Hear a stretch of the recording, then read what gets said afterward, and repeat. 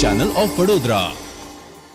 રાજકોટ જિલ્લાના ગ્રામ્ય પંથકમાં ધોધમાર વરસાદ પડવાથી ખેડૂતો ખુશખુશાલ નજરે પડી રહ્યા છે। નાની પરબડી ગામમાં 3 ઇંચ વરસાદને કારણે નદી ગાંડીતુર બની છે। નાની પરબડીની ફુલઝર નદીમાં ઘોડાપૂર આવતા જ ફુલઝર નદી પરનું કોઝવે પાણીમાં ગરકાવ થઈ ગયો હતો। વહેલી સવારે ફુલઝર નદી પરના કોઝવે પરના પાણીમાં બોલેરો ગાડી ફસાઈ ગઈ હતી। નાની પરબડીથી ચોકી જૂનાગઢ તરફ જતો આ રસ્તો બંધ થતાં નાની પરબડીથી 18 ગામને જોડતો રસ્તો બંધ થતાં વાહન ચાલકોની હાલાકી પડી રહી છે।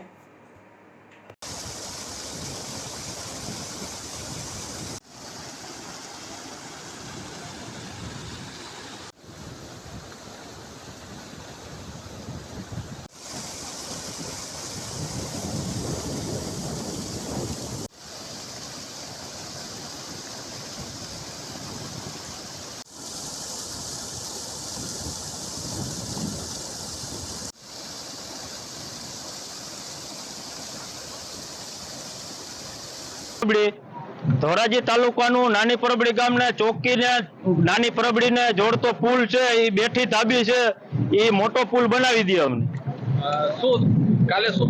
આજે વહેલી સવારે ચોકીથી બોલેરો બાટલાનો ભરાઈને આવતો હતો એ વચારે હલવાઈ ગયો।